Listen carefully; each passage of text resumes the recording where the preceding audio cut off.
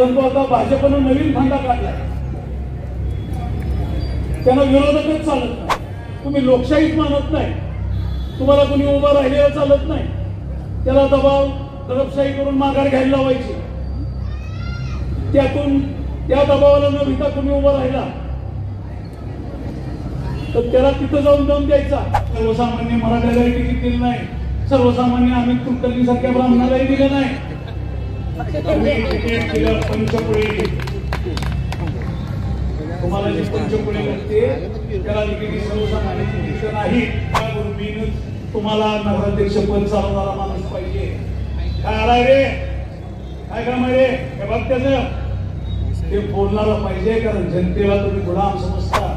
98 साली पोटनिवडणुकीला उदयनराजे भाजपच्या चिन्ह होते, तेव्हा शिवेंद्रराजे तुम्ही विरोध केला होता, गटाळ्या वाजवल्या. आता एकदा शिंदेसाहेब तुम्ही आव्हान करा की या चिमण्यानो पाखरांनो परत फिरा. आता नगराध्यक्ष तुम्ही काय भाजपमध्ये जन्माला आलाय? दीनदयाळ उपाध्याय ह्याला आले ते भाषाला आणि श्यामाप्रसाद मुखर्जींनी नामकरण केलं. जनता हा माझा पक्ष. आज तुमच्यातल्या गद्दारांनी वाटाघाटीला बसताना तुमचा पक्ष मोडलेला आहे. तुम्ही त्यांना वाटाघाटीला पाठवत होता. ते गोपीनाथ पंत वकील नाही, ते कृष्णाजी भास्कर म्हणून जात होते. त्यांची बक्षिसं त्यांना दिली जाणार आहे. परंतु गेल्या 15 वर्षात 20 वर्षात शहराचा एक सूचीबद्ध विकास होत असतो, तो थांबला आणि मग सुरू झालं ठेकेदारी कोळक्याचं, आर्किटेक्ट बिल्डरांशी संगनमताचं, कोडे मुजवण्याचं, मोकळ्या जागा हडपण्याचं राजकारण. निश्चितपणाने या शहराचं नेतृत्व करताना अशा खंड्यात आजही कुणी रेकॉर्ड मोडला नाही. असा दादा महाराजांनी विजय मिळवून थेट नगराध्यक्षपद मिळवलं.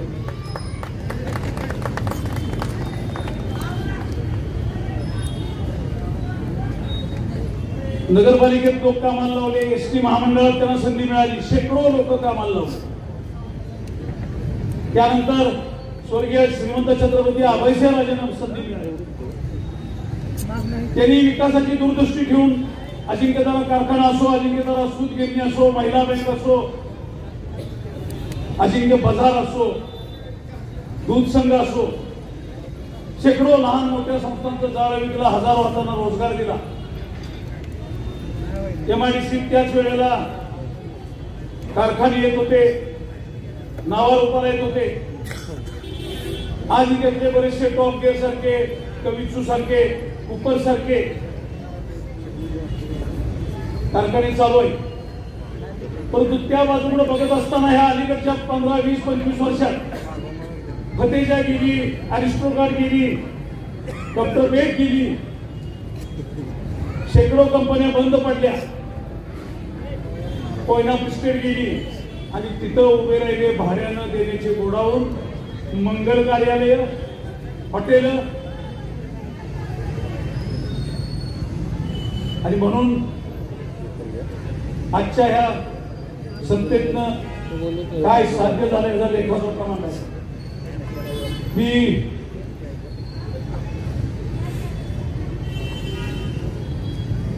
सर्वप्रथम स्पष्ट करतो की आमचं कोणाशी वैयक्तिक शत्रुत्व नाही. आमचा आग्रह आहे आम्हाला पाणी मिळावं. आमचा आग्रह आहे आमच्या घरादारातले शहरातले रस्ते सुरक्षित असावे. आमचा आग्रह आहे आम्हाला पार्किंगसाठी जागा मिळावी. आमचा आग्रह आहे आमच्या मुलांना शिक्षणाच्या चांगल्या सोयी व्हाव्या. आमचा आग्रह आहे इथल्या शिक्षित युवकाला त्याच्या लायकीनुसार, त्याच्या पात्रतेनुसार इथंच रोजगार मिळावा. आणि नेमकं हे होत नसेल तर नेहमी दाद मागणं किंवा हा आक्रोश हा सत्ताधाऱ्यांच्या विरोधात होतो. आणि सत्ताधारी गेली कित्येक वर्ष आपण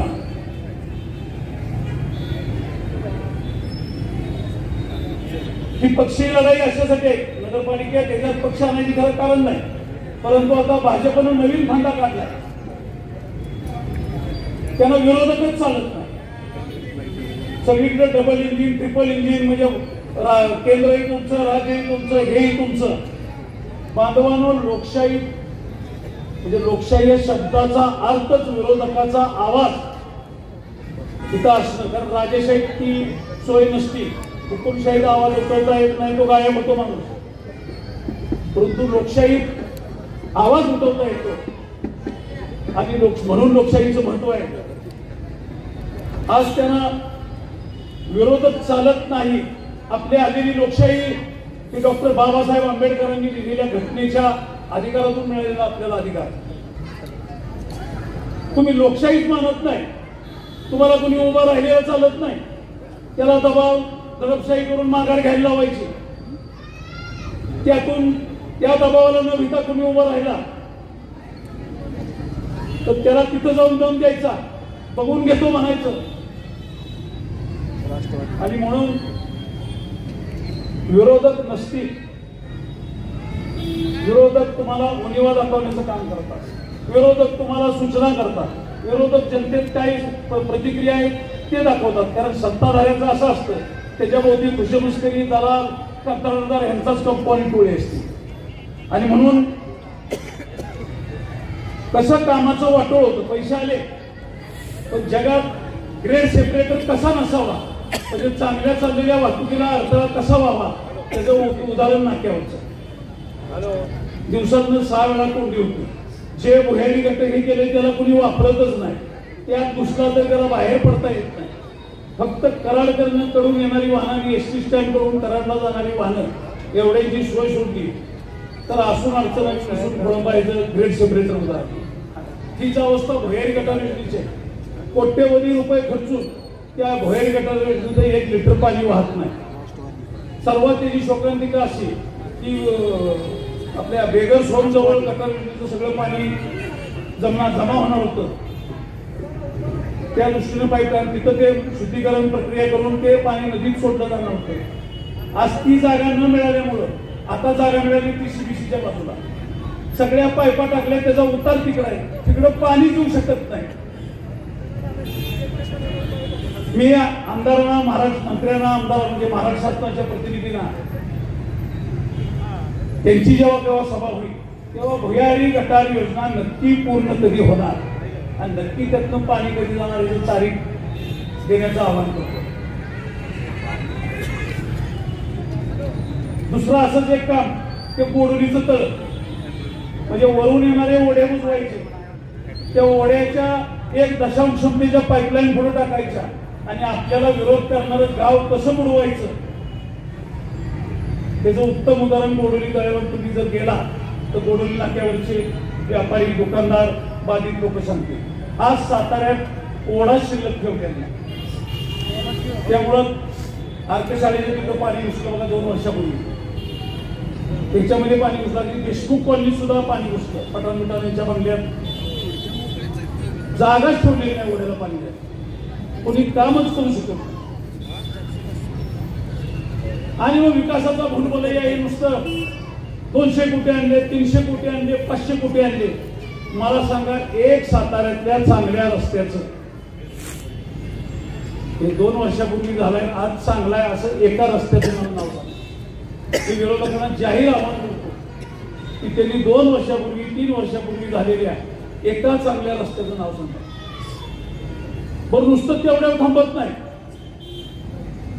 ही जी खर्च होणारे पैसे आहेत त्या पैशात तो विकास कोणाचा होतोय ते दिसतंय. पहिल्याची हवेली झाली, खाली देसाईंची झाली, संपूर्ण कडवडीनं प्लॉट असतात. धंदा करावा माणसानी, त्यांनी पैसे कमवावे, त्यांनी मोठं व्हावं. अगदी अंबानी इतके मोठे झाले तरी आम्हाला मराठी माणसाचा काही द्वेष नाही. पण जो दिसतो पैसा, जी दिसती संपत्ती, जो दिसतो उन्माद, तो आमच्या लुटीतून आहे, आमच्या पोराबाळांच्या भविष्यातला आहे, आमच्या शहराच्या विकास कामातला आहे. हे जेव्हा जाणवतं तेव्हा त्याला विरोध करणं भाग आहे. पण कामाची यांची पद्धत कशी आहे, 55 कोटीचं टेंडर असं गंमतशीर काढतात. रस्त्याचं टेंडर काढायचं, त्याला कुणी पात्र ठरेल भाड्याकडे मशिनरी आणून मग त्यात एक लाईटचा पोल काढायचा, एक 10 पोलाचं काम काढायचं.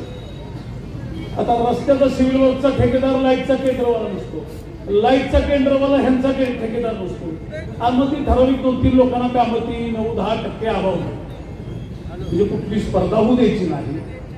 सुशिक्षित बेरोजगाराला मला हे सांगा, एकेका बेरोजगाराला 50 लाखाचं काम द्यावं साधारणतः वर्षात, ही महाराष्ट्र शासनाचं धोरण.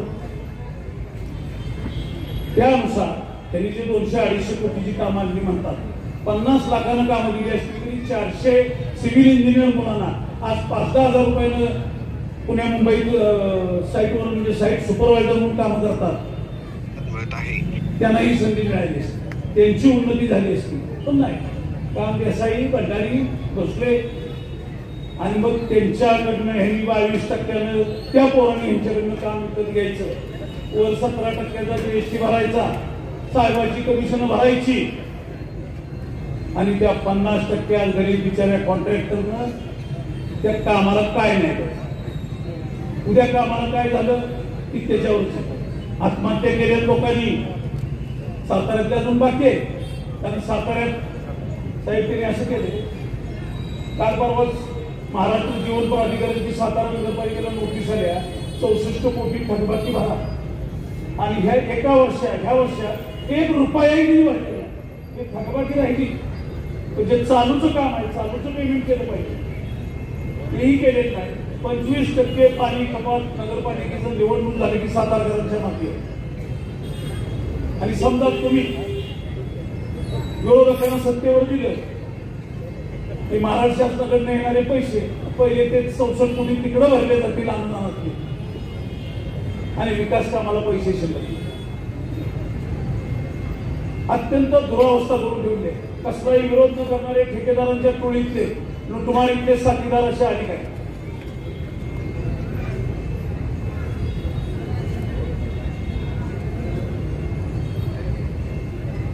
हे छत्रपतीच्या घराण्याचा आम्हाला विशेष अभिमान आहे. जगाच्या पाठीवर कुठेही गेलं तरी आम्ही सातारकर अभिमानाने सांगतो, सातारा छत्रपतींची ओळख म्हणून सांगतो. त्या छत्रपतीच्या घराण्याचं नाव, त्या छत्रपतींचं नाव भारतभर घेतलं जातं ते त्यांच्या सर्वधर्म समभावासाठी, त्यांच्या स्त्रियाला देणाऱ्या वागणुकीसाठी, कल्याणच्या सुनेदांनी शत्रूंची सून आणली ज्या काळात ती देणं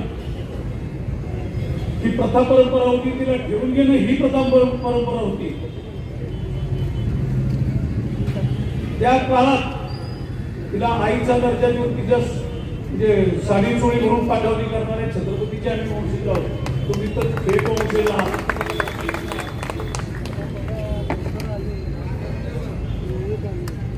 त्यांनी वतनदाऱ्या नष्ट केल्या. रयतेच्या काळीलाही कोशिश लावू नका म्हणणारा राजा,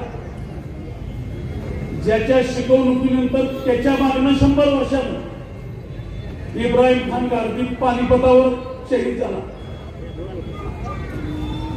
जो सुटावा म्हणून आग्र्याला मदारी मेहतर, त्यांच्या जागी हिरोजिंदरकर त्यांच्या जागी तिथे पाय चेपत मदारी मेहतर बसला. आज त्या राजाचा, लोककल्याणाचा, सर्वधर्म समभावाचा, महिला सन्मानाचा वारसा सांगत आहे. नसलेली मुसलमानांची लढाई घोडे केली जाते. अकबरानं 20,000 माणसं मारली म्हणून सांगितली जातात. अरे अकबर 10,000 मुघल घेऊन आला होता, त्यानं सरकार चालवलं तुमच्या जीवावर. बिरबलापासून तानसेनापर्यंत आणि मिर्झा राजा जयसिंगपासून राजा मानसिंगापर्यंत त्याच्या दरबारातले सरदार दरजदार होते कोण? आजही अकबराचा सेनापती असणाऱ्या राणा प्रताप बरोबर लढणाऱ्या मानसिंगाचे वंशज 1947 पर्यंत सत्तेवर होते, आणि आजही राजस्थान असून तर केंद्रीय मंत्रिमंडळ सुद्धा सत्तेत होते.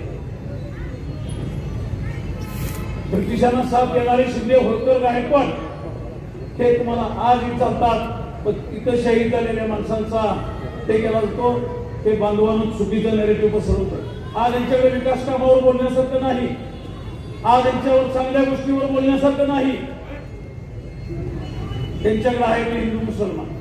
मला एक सांगा, महाभारत झाला आणि 18 अक्षौणी लोक मारले गेले, ती काय मुसलमानांच्या बरोबर लढाई होती? कौरव पांडवातलीच होती ना. रामायण झालं तर रावण काय मुसलमान होता? दशग्रंथी ब्राह्मण वेद शास्त्र संपन्न म्हणून होता. अशोकानं कलिंगात माणसं मारली आणि पुन्हा त्या हिंसेनं स्वतःच व्यथित होऊन बौद्ध धर्म स्वीकारला. ती लढाई हिंदू मुसलमानातली होती. चुकीची नेगेटिव्ह घेऊ नका, चुकीचे हे घेऊ नका. ती लढवया जमत आहे, ती हातात नाही. आज ही पॅलेस्टाईनमध्ये 70,000 लोक गाझापट्टीत मेली. रोज बॉम्ब होतो, झोपल्याच्या ठिकाणी लहान मुलांना औषधं नाहीत, शाळा नाही, प्यायला पाणी नाही, खायला अन्न नाही, त्यांनी पॅलेस्टाईन सोडलेलं नाही. आपण सोडून आलो. काश्मीरमध्ये एक दिवस दुसरी हुन उठवली, एका दिवसात 2.5 लाख सोडून आले. आणि पुन्हा आता हे एवढं शूरांचं 56 इंचाचं सरकार आहे, एक जण सुद्धा जाऊन बसत नाही, कारण त्यांना तुमच्या क्षमतेवर विश्वास नाही. तुम्ही शूर आहात, तुम्ही हिंदूंचे कैवारी आहात. हे काश्मीरच्या पंडितांना जर पटलं असतं तर गेले 11 वर्ष तुमचं एवढं निघड्या जातीचं सरकार आहे, 10 तरी पंडित जाऊन बसले असते ना.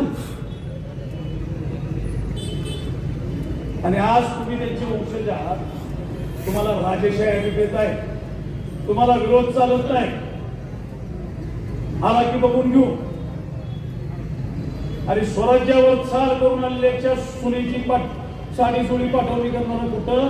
आणि पर्जावर मतं कमी पडली, बुधवारात मतं लोकसभेला कमी पडली, विधानसभेला कमी पडली, नकाशपुऱ्यात कमी पडली म्हणून इथल्या गोरगरीब हातगाडीवाल्यांचे फळ विक्रेत्यांची गाड्या उठवणारी तुम्ही कुठं?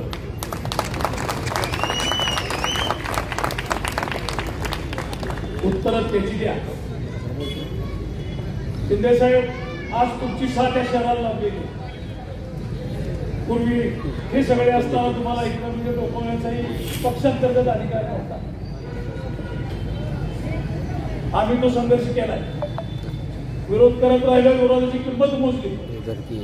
तडीपारीपासून हद्दपारीपासून हल्ल्यापासून अॅट्रॉसिटी ते खोट्या केसेस पर्यंत सगळ्याला सामोरं गेलो.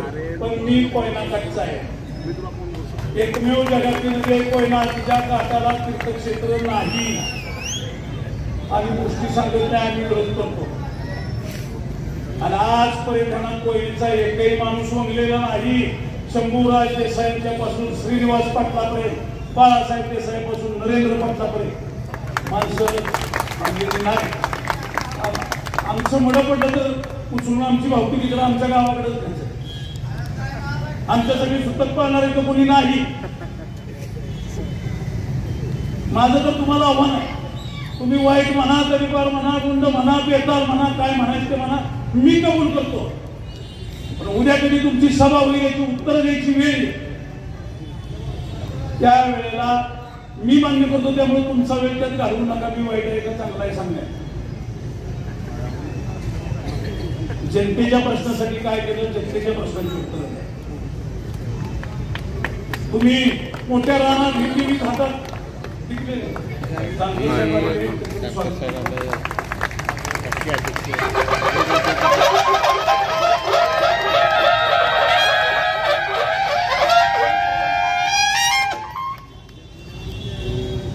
की मी ठेकेदारांना तिकीट देणार नाही. ओपनच्या वराडात ओपनवर अन्याय करणार नाही. आणि इतर मागासवर्गीय असतील तिथं कोणतीना तिकीट देणार नाही. आणि बोलतात त्याला तरी स्टिकअप राहा. पोलंड साताऱ्याचा सगळ्यात मोठा ठेकेदार देसाईलाच तिकीट दिलं. तो शालेय पोषण आहाराचा ठेकेदार फिरोज पठाण त्याला तिकीट दिलं. तुम्हाला गोरगरीब फळ विक्रेता, हातावर पोट असणारा, नालबन फकीर, स्टो दुरुस्त करणारा, छत्री दुरुस्त करणारा चालत नाही. पण पुराणाच्या दृष्टीने सर्वात अपवित्र काम करणारा, लहान पोराच्या पोषणातलं सुद्धा अन्न खाणारा चालतो ठेकेदार. नगरसेवक या शब्दाची व्याख्या आताच सेवक आहे. जनतेची सेवा करणार. मी 2001 ला सांगितलं होतं त्या व्याख्येत गोपाळ अवतारे कैलास वर्ष हा बसायचा. आदिवासी नगरसेवक याची बातमी आहे. परंतु तुम्ही मेहत्रेला तिकीट कुठल्या आधारावर दिलं? गेट मधनं जो बाहेर पडत नाही तिथं मयूर बल्लाला देतो म्हणायचं. आप्पा कोरे होता, पोपट टुंबर होता, मिलिंद कासार होता, किराणा पोच तिकीट आहे, किराणा पोच. 10 माणसांना तो मित्र माहित नाही की तो कधी पाण्यासाठी आला नाही, तो कधी कुणाच्या म्हणजे नळाला हे आला नाही म्हणून आला नाही. आणि एवढी क्रांतीच तुम्हाला करायची होती तर द्यायचं एखाद्या मागासवर्गीयाला तिकीट आणि सांगायचं अरे बाबासाहेब आंबेडकरांच्या भूमीत, छत्रपतींच्या भूमीत आम्ही छत्रपती राजवटकर असताना आम्ही देतो की आम्ही या मागासवर्गीयाला नगराध्यक्षपद देतो आणि आम्ही विरोधकांनी आव्हान करतो की त्यांनी सामाजिक क्रांतीला हातभार लावावा आणि विरोध केली. आम्ही मुसलमानांना देतो आणि सामाजिक एकतेचा संदेश साधारणतः जाऊ द्या, ह्या छत्रपतींच्या पावन भूमीतनं जाऊ द्या हे म्हणतो. हे म्हणायचं तुमचं झाडच नाही. तुम्ही सर्वसामान्य मराठ्यालाही तिकीट दिलं नाही, सर्वसामान्य आम्ही कुलकर्णीसारख्या ब्राह्मणालाही दिलं नाही. तिकीट दिलं पंचकुळी. तुम्हाला जी पंचकुळी लागते त्याला तिकीट सर्वसामान्य तिकीट नाही. तुम्ही कार्यकर्त्याला दिलं असतं, शेखर मोरे दिलं असतं, उद्या संग्राम बडक्याला दिलं असतं, काका धुमाला दिलं असतं, किशोर शिंदेला दिलं असतं. माणसं नव्हती तुमच्याकडे, अविनाश कदम नव्हता. तुम्हाला हे जाणीव तर त्या तुमच्या गुरुमीनं तुम्हाला नगराध्यक्ष पद चालवणारा माणूस पाहिजे. काय आलाय रे, काय काम आहे रे, हे बघ त्याचं ते बोलणारा पाहिजे. कारण जनतेला तुम्ही गुलाम समजता. काल तुम्ही एका ठिकाणी म्हणता की तुम्ही विरोधी उमेदवाराला मदत करता, भाजपच्या विरोधी मतदान करताय, वेडे चाळे करू नका. बघा, भाजपच्या विरोधी मतदान करताय, वेडे चाळे करू नका. 98 साली पोटनिवडणुकीला उदयनराजे भाजपच्या चिन्ह होते तेव्हा शिवेंद्रराजे तुम्ही विरोध केला होता का टाळ्या वाजवल्या? 2099ला तुम्ही उदयनराजेंना विरोध केला, ते भाजपमध्ये होते तेव्हा काय? 2004ला उदयनराजे भाजपमधनं आमदारकीला लढले, विरोध केला, त्याचं काय? 2009ला नरेंद्र पाटील भाजपमधनं लढला तुमच्या विरुद्ध, त्यावेळेला भाजपला विरोध केला, त्याचं काय? मग हे सर्व वेळे चालले झाले हे तुम्ही 7-8 वेळा केले. एकदा माणसांना 1 वेळा करू द्या. आपण लोकशाहीत काय शब्द वापरतो आता एकच शिंदेसाहेब तुम्ही आव्हान करा की या चिमण्यानो पाखरांनो परत फिरा. आता उमेदवारांचे म्हणतात तुम्ही काय भाजपमध्ये जन्माला आलाय? दीनदयाळ उपाध्याय ह्याला आलेले भाषाला आणि श्यामाप्रसाद मुखर्जींनी नामकरण केलं, हा काय तुमचं आहे?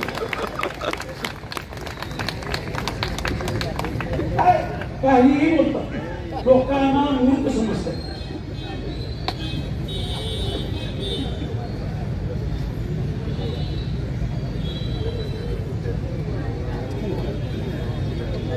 रोज बघितलं की यांचं IT पार्क, विमानतळ विकासाच्या भूलथापात येतात. आणि ही एकच गाव हितला तरुण, अजूनही मी सगळ्यांना नावं ठेवत नाही, आहेत बाकीचे तरुण, पण एक 25-30% तरुणांना असं वाटतंय की आपलं इथे ह्यांच्या पाठीशी उज्ज्वल भवितव्य आहे. वडिलाच्याकडनं गाडी घ्यायची, वडिलाकडनं पेट्रोलला पैसे घ्यायचे, चांगला मोबाईल घ्यायचा, शिट्ट्या वाजवत त्यांच्या मागे घर. ते कारवाची गोष्ट आहे. ते दोघ्याकडे गाडव होतं, त्याला जेवाय घालायचं नाही, खायला द्यायचा नाही, मारायचा, वजन डबल लागायचा, घरी वजन काढून घेतलं नदीसनं आल्यावर की त्याला तसं सोडून द्यायचा.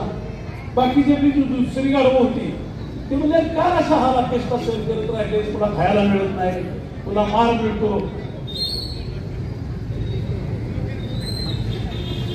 तरी तू तिथं राहिला असते. म्हणलं मला उज्ज्वल भवितव्य आहे. म्हणजे कशाचं तुला उज्ज्वल भवितव्य आहे? ते म्हणलं काय आहे, ती पोरगी त्याची ऐकत नाही म्हणला तो हवेची. आणि भांडण झाले की तो म्हणतो तुला हे गाडवाबरोबर लगेच लावून दे, पोरगी सुंदर म्हणला, त्यामुळे मी वजन वाटतो. आणि म्हणून तुम्ही भाजपचं कौतुक सांगताय, वास्तविक बातम्या काय आल्या साहेब की सातारा विकास आघाडीला बाहेर झाला, नगर विकास आघाडीला बाहेर झाला आणि मूळ शिवसेना भाजपला साधा.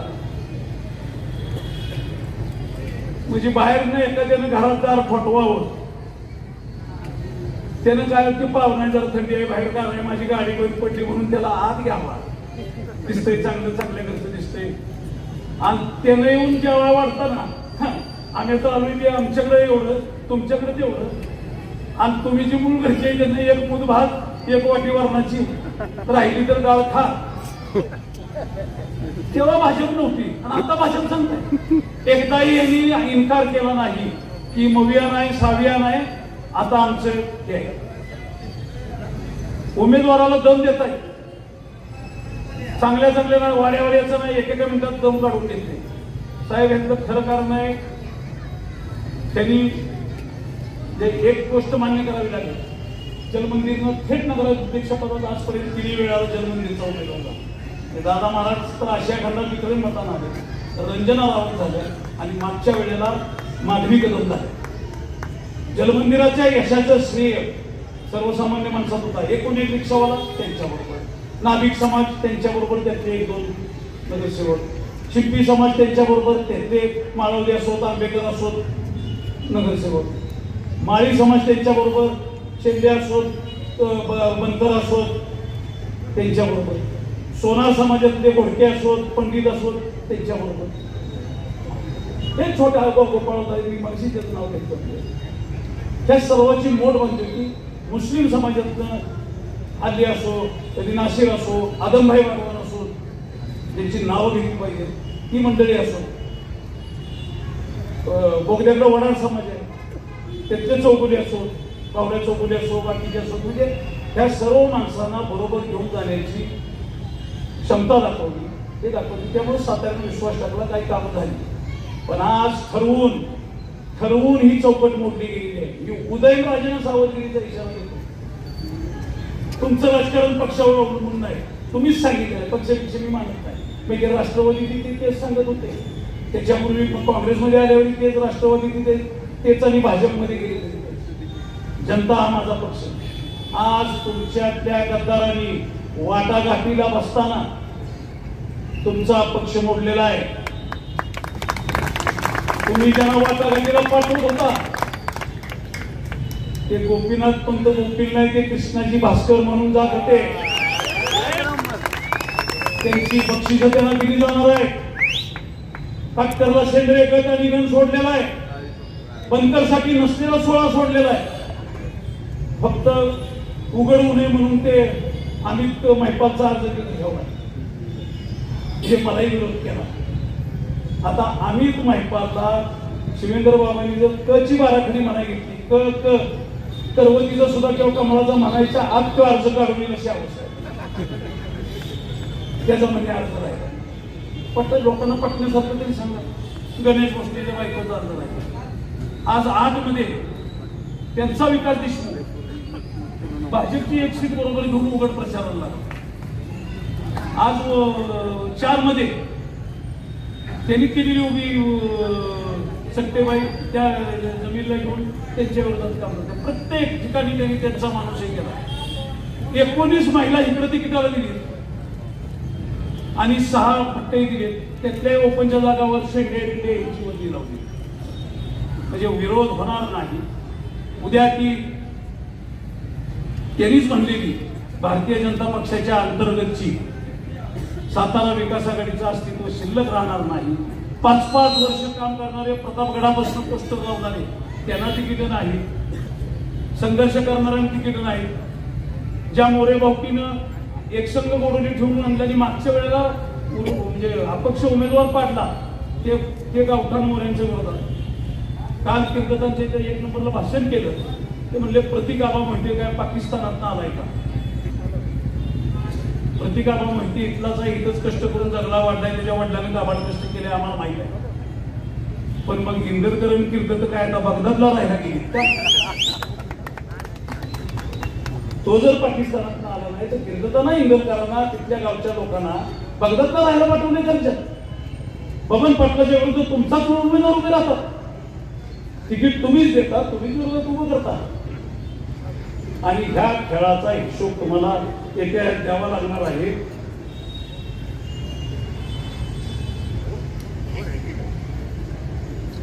दोनच गोष्टी मी आता सभेला उशीर झाला महत्वाचे वक्ते आले, यांची काम करण्याची पद्धत सांगतो.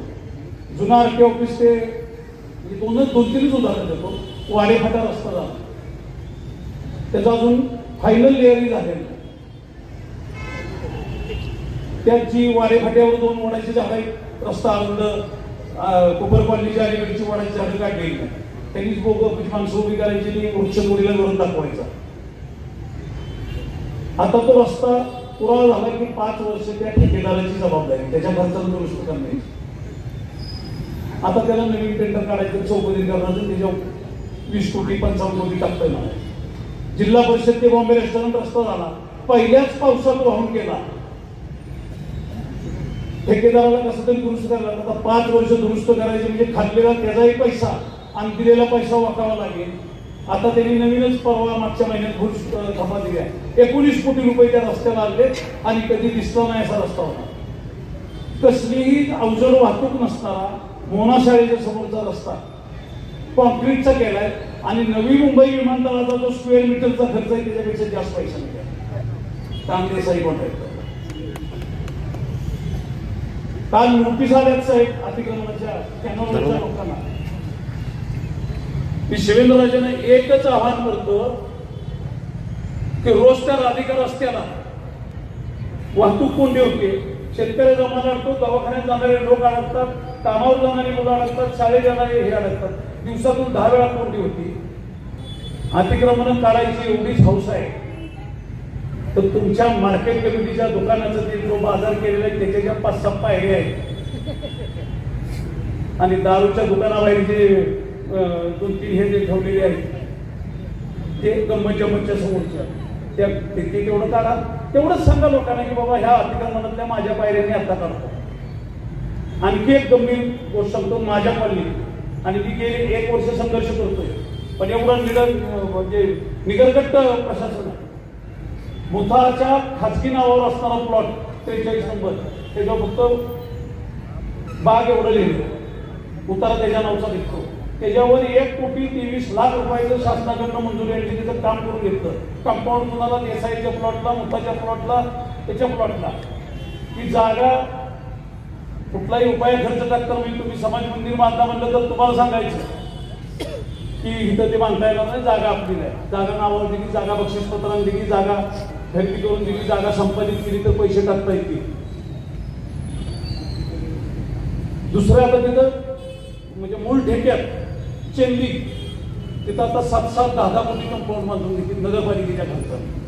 ह्याला मंजुरी आहे का? त्याच्यातला मुदतवाढ आहे का? त्याला तांत्रिक मंजुरी दिली का? एवढं फक्त सांगा.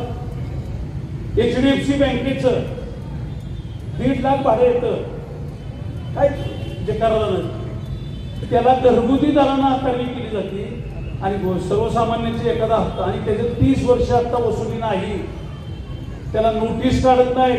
आज मी म्हणजे काल आचारसंहिता कक्षावाल्याने तक्रार केली तरी अजून त्याची दखल घेतली जात नाही. हे सुद्धा किती निगरगट्ट झाले. म्हणजे तुम्ही आपण म्हणतो तसं की म्हणजे मी आता आपण हे राहिले तुतारी हाताच्या घड्या चिन्हावर हे प्रचार करणारे उमेदवार आहे. ह्यांना अर्ज भरल्या दिवसापासून चिन्हावरून प्रचार करण्याची परवानगी. आणि जे अपक्ष आहेत, जे लोकशाही विषमता सुद्धा किती आहे बघा, जे अपक्ष आहेत त्यांना उद्यापर्यंत पोस्टर सुद्धा लावता येत, छापता येत नाही, का रिक्षा लावता येत नाही, का चिन्ह सांगता येत नाही. बाबासाहेबांना घटनेतली ही असमानता मान्य नव्हती. त्या सगळ्याची विरुद्ध लढायचं आहे. आपली शक्ती अपुरी आहे. आपल्याला दाबण्याचा प्रयत्न होणार. तू तिकडे गेला होतास, तू ह्यांच्यावर बोललास, तू त्यांच्यावर बोललास, कोणावर केसेस घालतील, कोणाच्या घरी काय पाठवतील. त्या सगळ्याला पुरून उडायचं आहे. त्या सगळ्याला साथ द्यायची. आम्ही आज आता शिंदे साहेबांच्या रूपाने एक संघर्षशील योद्धा मिळालाय. सर्वसामान्यांच्या प्रश्नासाठी येणार. काल कळलं त्यांना त्या अतिक्रमणाच्या नोटिसा काढल्या. काल त्या वरणात ते तिथे गेले. लोकांना दिलासा दिला तो होणार नाही, ती करू देणार नाही. आणि म्हणून आपण पत्री सरकारचे, आपण नाना पाटलाचे वंशज आहोत. आपण ब्रिटिशांशी प्रतिकार केलाय. आपण अफजल खान ह्याच मातीत काढलाय. आपल्यातले कुणी दळबदरी ठेकेदारांनी हे आपल्याला लुटायला येतील आणि आपण ते लुटू देऊ ह्या भ्रमात कुणी राहता कामा नये. आमच्या विकासाच्या पैशाचा चोख हिशोब इथं द्यावा लागेल. पैसा हिशोब तुम्हाला इथं द्यावा लागेल. आता आमच्यात हिंदू मुस्लिम मराठा मागासवर्गीय इतर मागासवर्गीय भांडणं लावू नका. बीसी ओबीसी करू नका. आम्हाला बोला विकासावर. आम्हाला हिशोब द्या विकासाचा. आम्हाला हिशोब द्या रोजगाराचा. आम्हाला हिशोब द्या चांगल्या कुशल प्रशासनाचा. आणि म्हणून सुरेश भटांचे घे उन्मत्त श्वापदांची आली वरात आली जिंकून राजरस्ते आली घरात आली. आज ती अवस्था आहे. सगळीकडनं नुसता लोंढा येतोय. प्रत्येकाच्या पुढ्यात येतोय. कुणाला पैशाच्या जोरावर विकत घेतलंय. कुणाला दहशतीवर विकत घेतलं जातंय. कुणाला धाक टाकून घेतलं जातंय.